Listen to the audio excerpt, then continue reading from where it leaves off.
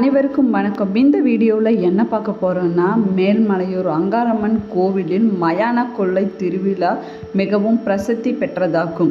இந்த திருவிழா எதற்காக நடத்தப்படுகிறது, இதனுடைய சிறப்புகள் என்ன, மயான கொள்ளை என்றால் என்ன என்பதை பற்றிய சுவாரஸ்யமான தகவல்களை தெரிஞ்சுக்கலாம். வாங்க வீடியோக்குள்ளே போகலாம். இந்த வீடியோ உங்களுக்கு பிடிச்சிருந்தால் லைக் பண்ணுங்கள், ஷேர் பண்ணுங்கள், கமெண்ட் பண்ணுங்கள். இன்னும் சேனலை சப்ஸ்கிரைப் பண்ணாமல் இருந்தீங்கன்னா சப்ஸ்கிரைப் பண்ணிக்கோங்க. கூடவே இருக்கிற பெல் ஐக்கானை கிளிக் பண்ணிக்கோங்க. வீடியோவை ஸ்கிப் பண்ணாமல் முழுசாக பாருங்கள். நிறைய சுவாரஸ்யமான தகவலை தெரிஞ்சுக்கலாம். வாங்க வீடியோக்குள்ளே போகலாம். விழுப்புரம் மாவட்டம் மேல்மலையனூர் அருள்மிகு அங்காளம்மன் ஆலயத்தில் நடைபெற்று வரும் மாசி பெருவிழாவை முன்னிட்டு மயான கொள்ளை திருவிழா வெகு விமர்சையாக நடைபெற்றது. இதில் ஆயிரக்கணக்கான பக்தர்கள் பங்கேற்று அம்மனை வழிபாடு செய்தார்கள் என்றும் சொல்லப்படுகிறது. மேலூரில் அமைந்துள்ள அங்காளம்மன் கோவில் மிகவும் புகழ்பெற்றதாகும். தமிழகத்தில் உள்ள மிகவும் புகழ்பெற்ற சக்தி வாய்ந்த அம்மன் கோவில்கள் ஒன்றாகவும் இந்த கோவில் சொல்லப்படுகிறது. எத்தனையோ அம்மன் கோவில்களிலும் எத்தனையோ விதமான திருவிழாக்கள் நடத்தப்பட்டாலும் அவை வழக்கமாக ஒன்றாகத்தான் இன்றும் இருந்து வருகிறது. ஆனால் மேல்மலையனூர் அங்காளம்மன் கோவிலில் நடைபெறும் மயான கொள்ளை திருவிழா மிகவும் பிரசித்தி பெற்றதாகவும் சொல்லப்படுகிறது. சிவனைப் போலவே பிரம்மதேவருக்கு 5 தலை இருந்ததாக சொல்லப்படுகிறது. பிரம்மாவின் ஆணவத்தை அழிப்பதற்காக அவரின் ஒரு தலையை கிள்ளி எடுத்தார் சிவபெருமான் என்றும் சொல்லப்படுகிறது. இதனால் சிவபெருமானுக்கு பிரம்மஹத்தி தோஷம் ஏற்பட்டதாகவும் கூறப்படுகிறது.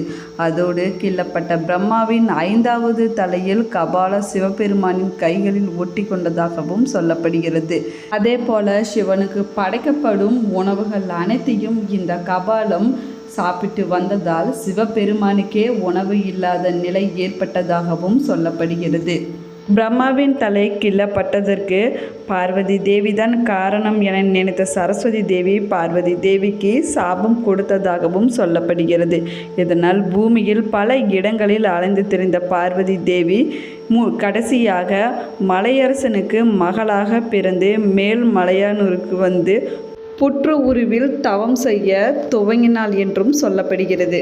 ஒரு தடவை சிவபெருமான் உணவிற்காக அலைந்து திரிந்து மேல்மலையனூருக்கு வந்தபோது மகாலட்சுமியின் அறிவுரையின்படி உணவு சமைத்து அதை 3 பகுதிகளாக பிரித்து சிவன் கையில் ஒட்டி இருந்த கபாலத்திற்கு அளித்ததாகவும் சொல்லப்படுகிறது. முதல் 2 பகுதிகளை சரியாக கொடுத்த பார்வதி 3வது பகுதியை வேணுமென்றே தவற விட்டதாகவும் சொல்லப்படுகிறது. உணவின் சுவையில் மயங்கிய கபாலம் அந்த உணவை பிடிப்பதற்காக சிவபெருமான் கையில் இருந்து ஓடியதாகவும் கூறப்படுகிறது.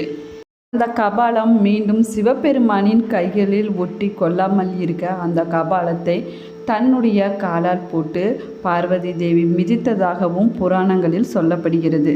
அம்மனின் இந்த கோபத்தை தணித்து சாந்தப்படுத்துவதற்காக மாசி மாதத்தில் தேர் திருவிழா, ஊஞ்சல் உற்சவம் ஆகியவை இங்கு வெகு விமர்சையாக கொண்டாடப்பட்டு வருகின்றன. மேல்மலையனூர் அங்காளம்மன் கோவிலில் மாசி மாதம் மகா சிவராத்திரிக்கு பிறகு வரும் அமாவாசையில் தொடங்கி 13 நாட்கள் இந்த திருவிழா வெகு விமர்சையாக கொண்டாடப்பட்டு வருகிறது. இதில் பிரம்மாவின் கபாலத்தை அம்மன் காலில் மிதித்தது அழிந்த தினத்தின் மயான கொள்ளை என்ற பெயரிலும் பெரும் திருவிழாவாக நடத்தப்பட்டு வருகிறது. இந்த திருவிழாவின் போது அங்காள அம்மனின் வேண்டிக் கொண்டு வேண்டுதல் நிறைவேறியவர்கள் காய்கறிகள், பழங்கள், சில்லறை காசுகள், தானியங்கள் ஆகியவற்றை கொள்ளை விடுவார்கள் என்றும் சொல்லப்படுகிறது. அதாவது சூறை விடுவார்கள் என்றும் கூறப்படுகிறது. அதேபோல இந்த திருவிழா மேல்மலையனூர் மயானத்தில் நடைபெறும் திருவிழாவாகும். திருவிழா முடிந்ததும் மயானத்தில் இருந்த சாம்பலை எடுத்து சென்று ஒரு துணியில் முடிந்து வீட்டு வாசலில் கட்டி வைத்தால் வீட்டில் தீய சக்திகள் எதுவும் நெருங்காது என்றும் கூறப்படுகிறது.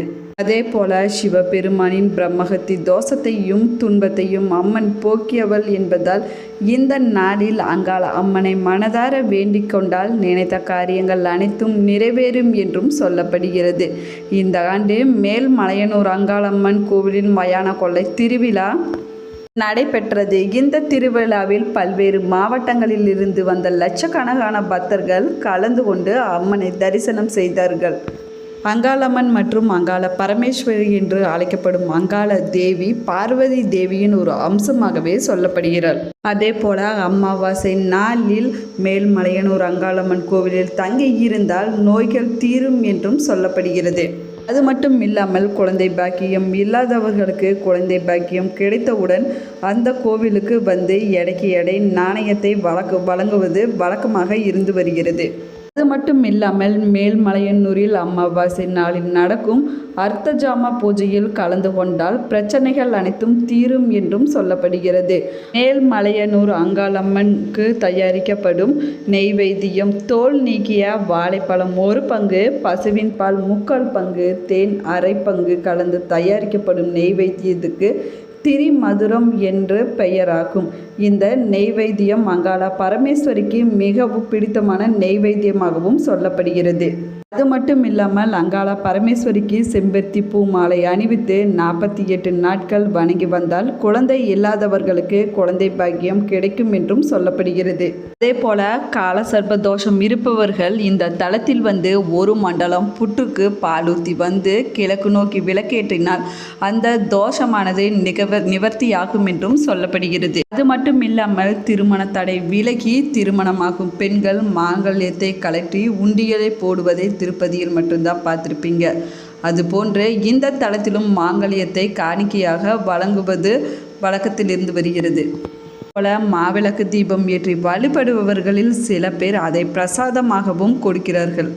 மேல்மலையனூர் அங்காளம்மன் கோவிலில் கொடிமரம் பலிபீடத்திற்கு பக்கத்தில் இல்லாமல் கோவிலுக்கு வெளியில் அமைந்திருக்கிறது.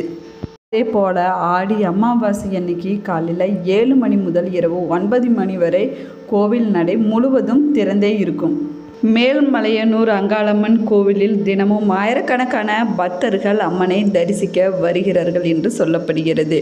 அமாவாசை என்று லட்சக்கணக்கான பக்தர்களும் ஆடி மாதம் மற்றும் வெள்ளிக்கிழமை மற்றும் ஞாயிற்றுக்கிழமைகளில் லட்சக்கணக்கிலும் பக்தர்கள் அம்மனை தரிசனம் செய்து வருகிறார்கள் என்றும் கூறப்படுகிறது. அதே போல கிரேத யுகம், திரேத யுகம், துவாரபாரக யுகம், கலியுகம் என்ற 4 யுகங்களுக்கு முன்பு மணியுகம் ஒன்று இருந்ததாகவும் சொல்லப்படுகிறது. இந்த யுகத்தில் சிவபெருமானுக்கும் பிரம்மாவிற்கும் தலா 5 தலைகள் இருந்ததாகவும் புராணங்களில் சொல்லப்பட்டிருக்கிறது. ஆண்டவ ஈஸ்வரரான சிவபெருமான் சிதம்பரம் தாண்டி படிலிங்கமாக மாறினார் என்று சொல்லப்படுகிறது. சற்று நேரத்தில் பூமிக்கு மேல் மண்புற்று போல் தோன்றியதாகவும் கூறப்படுகிறது. மலையனூரில் தேவதையான பூங்காவனத்தாய் ஒரு சக்தியாகி அங்காளாகிய சிவனாரை மயானம் அழைத்து சென்று சூரரை இறைக்கும் போது சிவனாரை பற்றி இருந்த பிரம்ம கபாலம் சிவனாரை விட்டு கீழே இறங்கி சூரரை சாப்பிட்டதாகவும் சொல்லப்படுகிறது. அப்பொழுது சிவபெருமான் தாண்டி ஓடி தாண்டவ ஈஸ்வரராகவும் தாண்டிய இடமான மேல்மலையனூரில் தாண்டேஸ்வரராகவும் அமர்ந்தார் என்றும் கூறப்படுகிறது. மட்டுமில்லாமல் தாண்ட ஈஸ்வரரான சிவபெருமான் சிதம்பரம் தாண்டி படிகலிங்கமானார் என்றும் சொல்லப்படுகிறது. சிவபெருமானை விட்டு கீழே இறங்கி சூரரை சாப்பிட்ட பிரம்ம கபாலம் மீண்டும் சிவபெருமானை பற்றி கொள்ள விஸ்வரூபம் எடுத்து பறக்க தொடங்கியதாகவும் சொல்லப்படுகிறது. இதை கண்ட அங்காளி தானும் விஸ்வரூபம் எடுத்து பிரம்மர் தலையை மிதித்து அங்காளியாக மாறினாள் என்றும் சொல்லப்படுகிறது. இந்த நிலையில் காக்கும் கடவுள் மகாவிஷ்ணு விஸ்வரூபத்தில் இருந்து அங்காளியை பிரம்மர் தலையை மிதித்த போது பூமியை பிளந்து உள்ளே தள்ளி மூடி மறைத்துவிட்டார் என்றும் சொல்லப்படுகிறது. சற்று நேரத்தில் பூமிக்கு மேல் மண்புற்று தோன்றியதாகவும் கூறப்படுகிறது. சிவசுயம்பு உருவம் என்றும் சொல்லப்படுகிறது. அந்த புற்றுக்குள் கோவில் கொண்ட நாகம் படம் எடுத்து ஆடும் நிலையில் சீறி பாயும் நிலையில் வெளியில் வந்து நின்றதாகவும் கூறப்படுகிறது. இதை பார்த்த பூமியில் இருந்த பெண் பூத கணங்கள், ஆண் பூத கணங்கள், காட்டில் இருக்கும் மிருக கணங்கள், வானத்தில் இருந்து பட்சி கணங்கள் அனைத்தும் ஒன்று சேர்ந்த வந்து தனித்தனியான முறையில் அந்த புற்றை சுற்றி வந்து கும்பிட்டு தொழுததாகவும் சொல்லப்படுகிறது. ஆனால் அந்த நாகத்தின் படம் சுருங்கி புற்றுக்குள் செல்லவில்லை. இதனால் விண்ணுலக தேவர்கள் தங்களின் வாகனமான ஐராவதம் என்ற வெள்ளை யானையின் பூலோகம் வந்து இந்த புற்றை சுற்றி வந்து தொழுததாகவும் சொல்லப்படுகிறது. அப்பொழுதும் அந்த புற்று உள்ளே செல்லவில்லை. இந்த காரணத்தினால் தேவர்கள் அனைவரும் ஒன்று சேர்ந்து வகையில் தேவர்களின் உருவமான திருத்தேராக உருமாக்கி நின்று புற்றை சுற்றி வந்து வணங்கினார்கள். அப்பொழுது கலியுகம் பிறந்ததாகவும் சொல்லப்படுகிறது. கலியுகத்தில் நாகப்படம் சுருங்கி புற்றுக்குள் சென்று மறைந்து போனதாகவும் கூறப்படுகிறது. அந்த புற்று தான் நாம் இப்பொழுது மலையனூர் அங்காளம்மன் கோவிலில் பார்க்கும் புற்று என்றும் சொல்லப்படுகிறது. இந்த வீடியோ உங்களுக்கு பிடிச்சிருந்தால் லைக் பண்ணுங்கள், ஷேர் பண்ணுங்கள், கமெண்ட் பண்ணுங்கள். இன்னும் சேனலை சப்ஸ்கிரைப் பண்ணாமல் இருந்தீங்கன்னா சப்ஸ்கிரைப் பண்ணிக்கோங்க. கூடவே இருக்கிற பெல் ஐக்கானை கிளிக் பண்ணிக்கோங்க. Thank you friends.